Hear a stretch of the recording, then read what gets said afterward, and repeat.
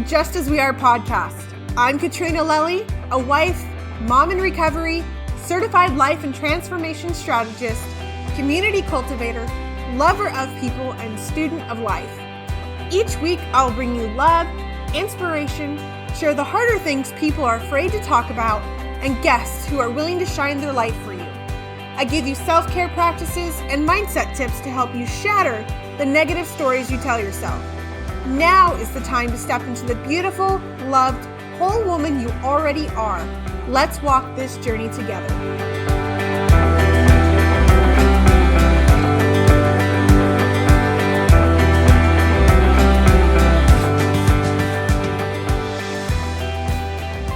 Welcome back to the Just As We Are podcast. I am your host, Katrina Lelly. And you guys, I am just incredibly grateful today. So excited to share this episode with you.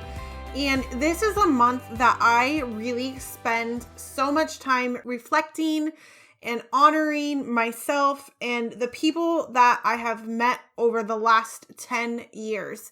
Yes, the last 10 years, you guys, I celebrate my 10-year sobriety birthday this month. And I am filled with so much gratitude over what has really just come to life for me in the last 10 years and all of the people that have helped me get there.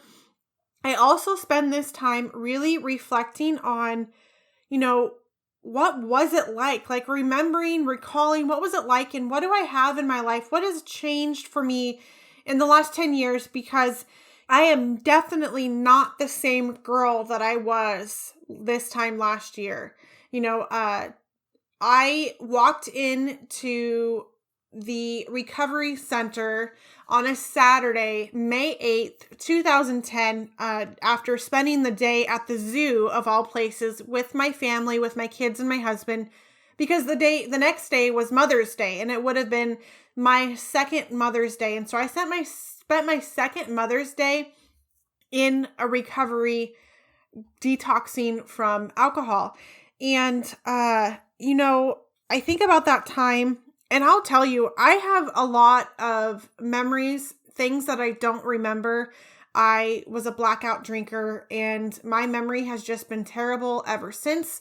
I know that my disease has played a role on that and it frustrates me at times. And at other times, I'm kind of grateful for it because I'm not sure that I want to remember all of the things that I did that are just really not who I am today and not what I want to be, I think back to that time, leading up to it and there's a lot of dark days for a very long time.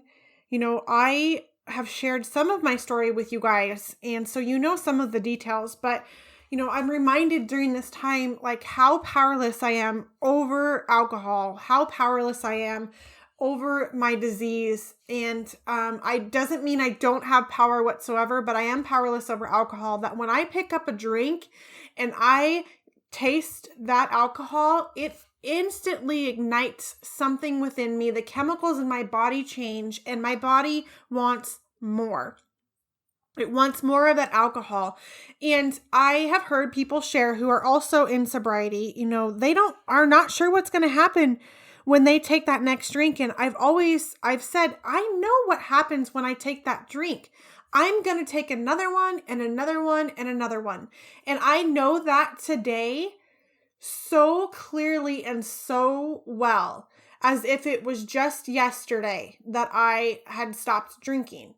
And I'm grateful for that reminder because the ism in my brain, the thinking problem that I have, could tell me that it would be okay to just have one. It's a nice sunny day. Oh my gosh, what a nice day to have a beer or a glass of wine or just to drink because it's sunny out. And that was me. I drank because it was sunny, because it was raining, because something really great happened and I wanted to celebrate. I drank because something really sad happened in my life, or because I was angry, or because I was going to show you or show that person. Like, I drank because I'm an alcoholic, and because I had lost control. I had lost my power to the king alcohol.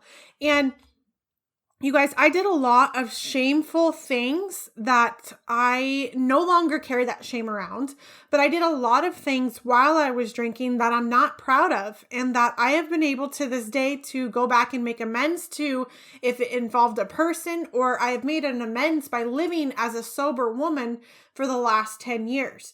And some people who don't understand alcoholism are like, well, 10 years, why would you be celebrating 10 years? Why are you still talking about it? Because here's the thing, I live with this disease daily, and my thinking, it can still be distorted. It's much better than it used to be, but I'm no farther away from the person who has 24 hours under their belt. I'm truly, I have some more knowledge. I do have a little bit more foundation, but if I go back out and drink, then it's game over for me. Some of you saw a video that I shared that I told Tristan, like, if I drink, I die. And for me, that is truth. That is true whether or not my physical body is still awake and breathing. I felt so dead inside before I got sober. I felt so completely lost. I was a wreck. I was a mess. Many of you would not even know or recognize me if that was me on the street walking down the road and trying to conversate with you. You wouldn't recognize the person between who I am now and who I was back then. And every day is a gift for me in sobriety. It could change if I chose to pick up a drink, if I chose to go find my solution in the bottom of a bottle, which is where I turned to when I needed a solution, is I went to the bottom of a bottle. And for me, being that I have the predisposition that I believe in, that my body has an actual physical allergy to alcohol, this is not the case for everybody. This physical allergy is not the case for everybody. I do believe, though, that many people, even those without that physical part of it, they still turn to alcohol for a solution. If you don't believe me, go look on social media right now and look at all of the people who are making the fun memes about, oh, is it 10 o'clock yet? Can I drink? Like, everybody's searching for a solution, and they're finding it in the bottoms of bottles. I am just happen to have the uncontrollable allergy that when I want to drink, I drink more. I celebrate every year, and I thank God every morning for my sobriety, because it could turn back to the way it was if I wanted it to. Thank God, though, the actual craving for alcohol left me very early on in my sobriety, and that's not the case for everybody. Some people carry that craving for years. Some people carry that mental obsession for years, and the mental obsession also left me early on in recovery. And I don't have that obsession anymore. I know what happens if I drink. I know it'll take the edge off of my day. I know I will sit back and kick my feet up, and it'll feel really nice and smooth until it doesn't, until I all of a sudden can't remember, where was I last night? What did I do last night? What did I say? Who did I hurt? Where did I drive to? Because, I drove, and my solution was in the bottom of the bottle. Now, I've been in recovery for 10 years, and I've added on to that recovery in understanding, that I'm not just powerless over alcohol. There are other things I'm powerless over.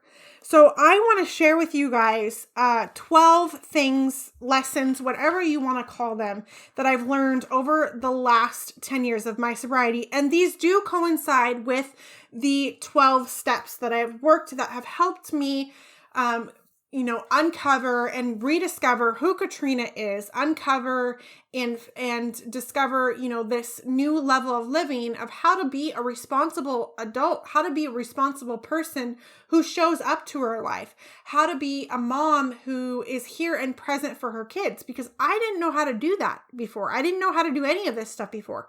And so there are 12 lessons, and there's lessons within, these things, but there are 12 things that stood out to me as I was reflecting back on, this whole process. And you can go back to one of the other earlier episodes. I don't remember what episode number it is, but I do share a little more detail about, what was it like for me? I couldn't not wake up and not think about drinking. I went to the store first thing. I used to hide my bottles. I've driven drunk with my kids in the car, and I've passed out many a times, blacked out many a times, caused arguments and fights. And thank God nobody was hurt in a detrimental way, as far as like nobody died, nobody, ended up in the hospital, these types of things because of my drinking. And I have to retract that last statement. People have ended up in the hospital because of my drinking. I've been one of those people.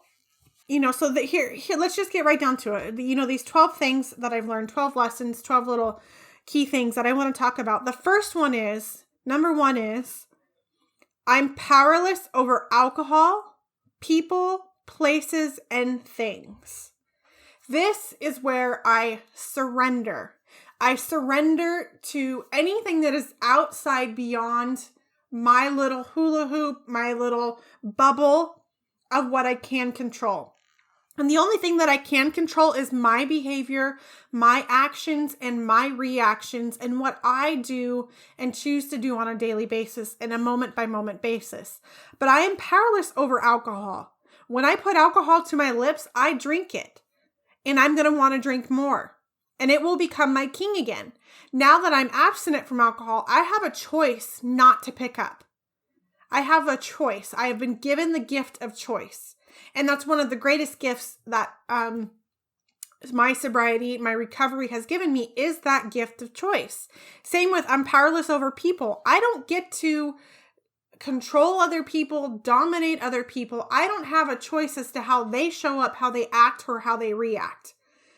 I'm not in charge of those other people. And I've lived trying to manage other people for a long time. I learned it from growing up in an alcoholic home. I learned it from growing up in a home of dysfunction. I learned people were my other solution. So I thought. I'm also, over places and things. I don't have control over other places and things. I'm powerless over everything but myself. And so this is where I surrender.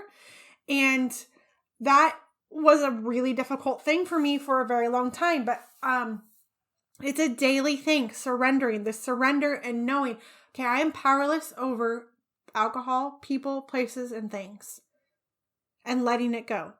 Number two is that there is a force greater than myself. There is a higher power that I'm ultimately not in charge. And that power greater than myself for me is God. I wasn't always comfortable choosing to call it God or to speak out my faith that I have today. That's grown since I've gotten sober. But there is a force greater than myself. There's a force greater than any of you.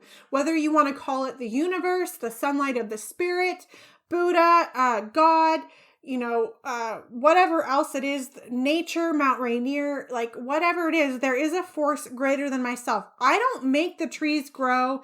I don't, bring the energy into the world. It's that force that's greater than me. For me, that is God, for God.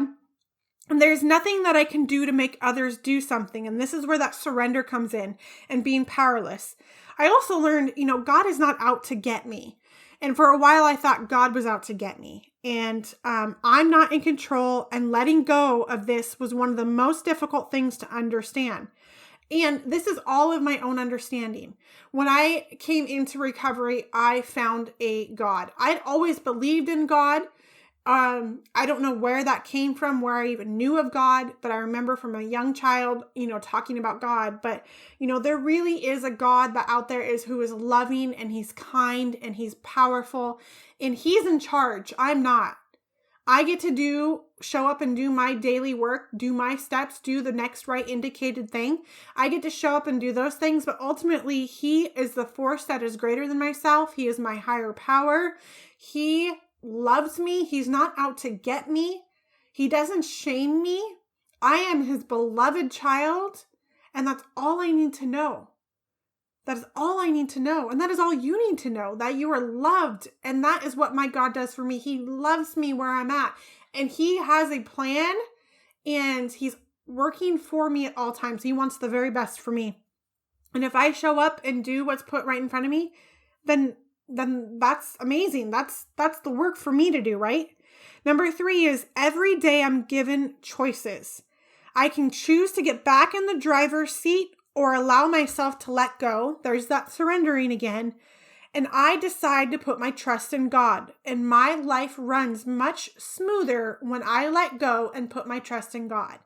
My life runs much smoother when I say, God, this is yours. I'm letting it go. Please take it from me. I know you've got this. Releasing this to you. When I am trying to control my life, when I'm trying to control other people or things, then I get all worked up. That's when I am sideways. That's when anxiety creeps in. That's when stress creeps in. That's when my life becomes unmanageable. And my deal is I get to choose every single day. We get to choose every single day to get back into the driver's seat or allow myself to let go and sit in the passenger seat and enjoy the freaking ride. Get in, enjoy the ride. You know, God's got you. He's totally got you. Number 4 is my past is not something to hide from. It is a tool that I can use to relate to others, teach others, propel me forward, and also it's a reminder as to why I choose to show up every day for myself. So it's important to look at the past and to take a look at it and look at my past behaviors. What did I do? How did I show up? Who was I as a person? And then I get to choose once again, like, is this how I want to continue to show up? Is this continuing to work for me? And cleaning up that past comes later down the road, but it's not something to hide from. It's not something to regret. It's not something to shut the door on, but it's also not something to live in. And this is somewhat something that's come up again for me because I've been having dreams about my past, and I don't like having dreams about my past, but it's been coming up, and it's like not something to hide from, but it's also not something to live in. And it is a tool that I can use to relate to others. So when I share my experiences with you, and when you share your experiences with me, things that have happened, it's a way to come together and relate, and we can learn from each other, and we can understand each other. We can understand other people, like, oh, okay, this person has been here. This might be why they show up this way or react this way in regards to certain situations. And it's a tool for me to look at and propel me forward and be like, I don't like the way that I was. I don't want to feel disgusted. I don't want to feel like a terrible human being. I don't want to feel dead inside. So this is why I continue to show up and do the work. This is why I continue to not pick up a drink every day for the last 10 years. This is why I choose not to, engage with toxic people. This is why I choose to cut people out of my life who are toxic. This is why I choose to put up boundaries. This is why I choose to stand up for myself, whatever those things are. Number 5, I am not alone. I have never been alone, and being vulnerable, being open, and able to trust in another person is one of the most beautiful gifts. We are meant to be here as a community. We are meant to do life together. We are not meant to do life alone. And I know that so many of us women struggle with being open and vulnerable with another person. And this is not to say to go out and share all your dirty, dark secrets with the world. There are right people, right places, and right times for those things. But to open ourselves up a little bit more to one another and speak our truth and share those fears that we're feeling and the things that we're thinking, to talk about that stuff out loud is a beautiful gift, not only for you, but for the other person as well that you're sharing those things with. It's a way to relate. It's a way to remember that we're all human, that we're all just here doing the very best that we can. And for me, one of the most, I keep saying this, but it's true. There's so many different gifts, but knowing that I'm not alone in this world because I felt so alone for so long. This is one of my deep-rooted things that I get to work on. One of my deep-rooted defects that I get to work on is like, I'm afraid I'm going to be forgotten. I'm worried that I'm going to be forgotten, and that's showing up in my life. And I'm working on that right now with my coach and with a friend of mine. And, I don't want to be forgotten. And I'm reminded that I'm not alone when you share your truth with me to your comfort level. I don't like to do surface stuff. I'm not a small talk person. I do not like small talk. And I can usually tell when people are guarded, and that's fine. It's not that they shouldn't be that way at all. They have their reasons. They have their things coming up. That just might not be my person right now, or, figuring out a way, how can we come together? But knowing that I'm not alone and that I'm heard are two just really amazing, beautiful things that have come to fruition for me. I'm still working on them. They're really deep rooted, but knowing you're not alone is a big deal. Knowing that you are not alone in those thoughts and those feelings is like one of the biggest things that I think more of us need to talk about. It's required to talk about if this world is going to change the way it shows up. Number 6, I'm not unfixable. I'm not broken, and there's not something wrong with me. For so long, I walked around with these beliefs. These are beliefs that I learned along the way, growing up the way that I did. It's not anybody's fault. Everybody has always done the best that they could in my life, but these are beliefs that I picked up and ways I learned to deal with life. There's stories that I told myself that eventually they became a part of my operating system. They became a way that me thinking that there was just something wrong with me. Why did people always leave me? Why did I get abandoned? Why did people not want to stay in my life? I really thought there was something actually wrong with me for a long time. And that's a complete victim mentality, victim mindset. Not to say that I wasn't actually a victim at one time, but you get to an age and a level where that story cannot serve you anymore. When you're doing this work and you understand and you know better, that story doesn't serve you anymore. But it's a victim story in a way that is detrimental to your health and to your wealth and to the way you show up in your relationships. But I'm not unfixable. I'm not broken. There's nothing wrong with me. I've always been whole and complete just the way that I am. The thing is, I sought my solutions in the wrong things. I sought my solutions in people, places, things, alcohol, and my solution comes from within, and it comes from my connection with God. Number 7 is God is all powerful. I am not, and I don't have to be. This is where I learned to trust the process. There's something so beautiful and so uncomfortable about trusting the process. Oftentimes my willingness to just show up and do the next right indicated thing, that's what works. Show up, do the next right indicated thing. Repeat, rinse and repeat, rinse and repeat. That's what works. And to listen to my innermost self, which means trusting my intuition. And my intuition comes from God, comes from above. And it's not an instant process. Trusting the process, that's not an instant process that I'm trusting. And this is one I've really gotten to work on, and it's coming up again and showing up in my life. But there's not an instant process. This is part of that instant gratification. I want an answer now. I want a solution now. It's learning to trust the process and flow with what is going on. Show up, do the next right indicated thing. That's what works. That's how transformation happens. That's where the beauty is, because it's in it. They say the journey, it's not the destination, it's the journey. And it's so true. It's really the journey. And God is all powerful. I don't have to do anything. I do. I have to show up and do the next right indicated thing, but God's got this. Trust his process. Trust his process. And I promise you, life will get simpler for you and maybe even more fun. Are you missing fun or joy in your life?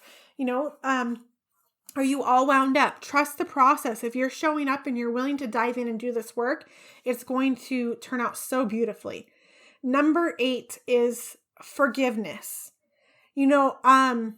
It's all about forgiveness. Forgiveness, it's really for me. It's really for us more so than it is for them. And I thought forgiveness right alongside with acceptance. But forgiveness, I thought if I forgave them, then I was letting go of, my need to be right, or my need for justification, or my need for, what's the word I'm looking for? Not justification. Oh my gosh, it's totally escaping me. You all know what I'm talking about. But forgiveness, it's really for me more so than them. And that forgiveness is not saying that anything is okay, but it's letting go of the resentment. It's letting go of the hate. It's letting go of the fear, and understanding that, you're just a human being, and so is everybody else. And we're all doing the very best that we know how, based on the knowledge and the information that we have. And forgiveness is a really beautiful thing. And it also, forgiveness isn't necessarily, in my experience, it's not a one and done. It's not like, oh, I forgive you. It's also a process. So it's going back to trusting the process. Forgiveness is also a process. Number 9 is personal responsibility. Owning my side of the street, which is quite freeing, and that all relationships have a purpose to teach me something. Personal responsibility is owning my side of the street. Is if I said something or did something wrong, I get to own that. I get to call that out to that person. If it's appropriate to say, you know what, this is what happened. I was not a nice person. I own that, and I'm asking for your forgiveness. This is where forgiveness comes into play as well. Like, I'm owning that. What can I do to make it right? And I didn't know how to do that. I knew how to blame everybody else. I knew how to manipulate and make it your fault. I knew how to manipulate you into thinking that even though I was the nasty one, this is really all on you. Or at least I tried to do that. But this is personal responsibility, taking ownership for my own life, that what I get in life, my results are based upon me, and being responsible in my relationships, and being responsible in my everyday career, in everything, in all of my life, being responsible. I'm responsible, owning my side of the street. So when something doesn't work out, that's on me. When I'm not a nice person and I say something rude or nasty, or if I gossip behind somebody's back, that's my responsibility. I get to make amends, and those amends look differently. Sometimes it's a direct amends. Sometimes it's showing up and not doing that thing anymore, like gossiping. That's a big one. Gossiping. Are you gossiping? Because if you're gossiping to one person, you're most likely doing it about everybody. Or if the person you're gossiping is with, if you don't think that they're gonna not gossip about you either, that's a whole other deal. I'm digressing. But all relationships have a purpose to teach me something. In all relationships, this was a hard one because I've been a people collector. All relationships are meant to teach me something, and they're not all meant to be here for life. Some very special people are meant to be in your life for life, but not everybody is. And I had a really hard time with that one. I have friends who, at the time, I thought they would be in my life forever. And it's part of my reliance upon them. It's a part of that disease, that ism, in search of more. But everybody's here to teach you something in some way. And I'm learning this lesson even now as I let go of a longtime friend who is I'm not sure that it's not a good idea to continue the friendship, but we've been in our lives for a long time, and it's important to recognize what is that about? What was it? What were the lessons there? Some people are here to teach me about boundaries. Some people are here to teach me about how to love, be more tender, be more caring towards people. Some people are here to teach me how to not gossip anymore. Some people are here to teach me how to, treat my body better. Like, all different reasons and lessons that go on that we get from different relationships. Number 10 is the pause. The importance of knowing I don't have to engage or respond. Pausing. Like, I am learning that not every time I get something my way, whether it's a text message or a phone call or an email or just a question in general from somebody, or if a situation happens, this is where I pause. This is where I turn to God. This is where I allow time to pass. I don't have to engage right away. I used to be such a reactor. And so many times we think because, oh, so-and-so did this, or so-and-so, said this, like we need to go to work to defend ourselves, or go to work to defend whatever it is, or we need to engage in some way. We need to react. And we don't have to react. I don't have to react today. I pause. I don't answer everything right away. There isn't this total drama around it. There's just like this peace and this knowing that, you know what? I'm not ready to answer this question right now. I'm not ready to engage, or maybe I don't even need to respond at all. There's one for you. Sometimes we just don't need to respond. It isn't necessary, especially if it's a boundary we're trying to work on. We don't need to engage, but it's called pausing. And it sounds like this.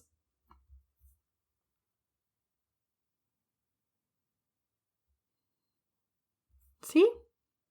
It's called pausing, and we don't have to engage. We can talk to God about it. We can journal about it. We can talk to a friend about it before we engage. And I used to be such a reactor and thought everything needed a solution and an answer right now, right here. Hurry up and let's go. That's not the case.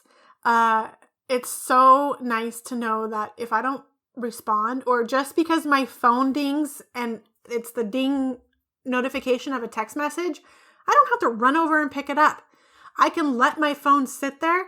And you guys, sometimes I have to be very intentional about this. If I'm not being very spiritually fit, if I'm not in a good mood, I find that I am more apt to go and think I need to respond, rather than when I'm operating from a much higher level, when I'm more at peace or I'm more calm. Like, I'll let my phone sit there. It doesn't require an immediate response. And that's something for all of us today, because we are so attached to technology. We are so attached to our phones. Like, it's not necessary that we have to go reply or engage like right now, right away.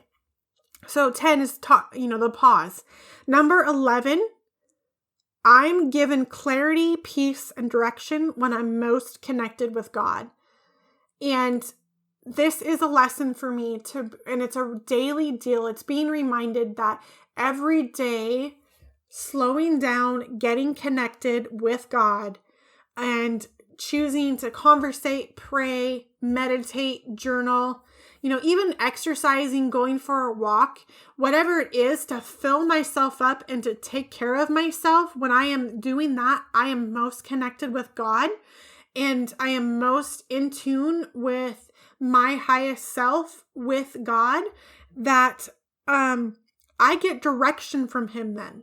When I am running scared, when I am in anxiety, when I'm in worry, when I'm in fear, when I'm in anger, I am so disconnected. I cannot hear, I cannot see, I cannot, even understand or think reasonably sometimes. But when I'm given clarity, peace, and direction, I'm given that clarity, peace, and direction when I am connected with God. And so this is my reminder to be connected with God, doing those things that connects me to Him, being in His presence. And while I believe He is with me at all times, I very easily close myself off to Him. So it's opening myself up. And when I do that, when I'm worried about something, or I think something needs to be solved or something needs to be done, and I don't know what to do about it, that's when I turn to Him, because then I'm given that clarity, peace, and direction. And when I do that and I'm connected with Him, it just comes naturally. It comes easily. It's just this knowing within. It's that intuitionness. I just made up a new word, by the way. And number 12, my purpose is to serve and love others. Our purpose is to serve and love others. If we could all come from that place right now and going forward, what a beautiful world we would live in. More so than it is today. Sharing my experience, strength, and hope is a must. I know that we are all called to do different careers, different professions. We're all called to do different things, but the bigger gift here is to serve and love others. Everything we do is about service and love. And while we want to recognize that or not, truly, is what my purpose is. That's what your purpose is to serve and love. And every action we take, are we serving and are we loving? And when we do more serving and loving, we get service and love back. And also recognizing in this too, I can't give you what I don't have. I can't tell you to do something that I haven't done myself. And this is especially important in my line of work that I've chosen. And actually that's chosen me in, getting to coach other women is I can't give what I don't have. And that's why it's so important for me to continue to do the work of recovery, to do the personal growth work, to do the stuff that I talk about on a daily basis and that I show up to do on a daily basis, to turn to the Word of God in times of distress and worry, to turn to the people in my life that are my coaches and my mentors. And I can't give you what I don't have. And so I can tell you that 10 years ago, I couldn't give you what I have today because I didn't have it. I didn't have the experience I have today. I didn't have the knowledge today. And I didn't have that love for love and service today that I do today. And,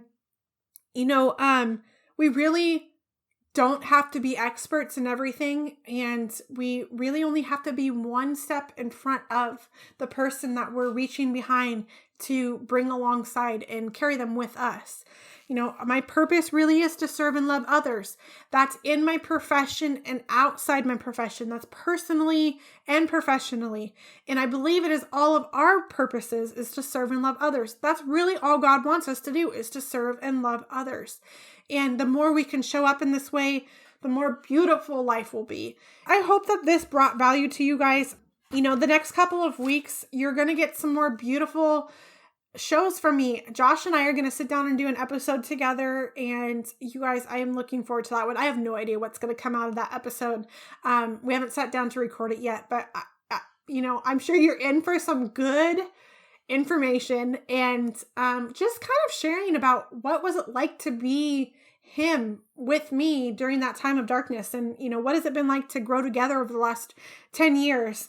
I am just so grateful that I get to sit here and I get to, share my experience, strength, and hope with you guys, that I get to share my love with you guys, that I get to share my heart with you, and that I get to help women tap into their greatest selves, that I get to help women who are struggling with their own lives, moms who are putting themselves last and not filling up their own cups, putting themselves first. And I get to help women break through those areas where they know there is something more for them and that they are just not satisfied with their life and they want more from their life, whatever that looks like.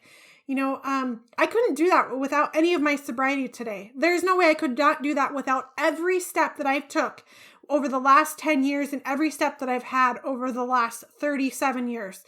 All of it combined has gotten me right exactly to where I am today. And I just want to thank you all for joining me on this journey and for continuing to walk with me on this journey and be with me. And you guys, I really would love if you would share this episode. I know it could bring so much love and light and hope to so many during this dark time, this uncertain time. And when you do so, tag me. I would love that. I hope that you just have an absolutely beautiful rest of your day and really think about like where in your life are these things showing up for you? Where could maybe you add them into your life to just bring you to a place of absolute love, joy, abundance, and freedom. So thank you so much. Wait, don't stop listening yet. Just as we are, fam, I so appreciate my listeners. And you know what would be so incredibly awesome is if you just took a few moments, headed on over to iTunes and left me a 5-star review of the show.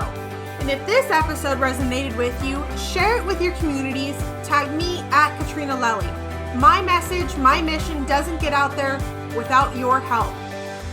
Until next time.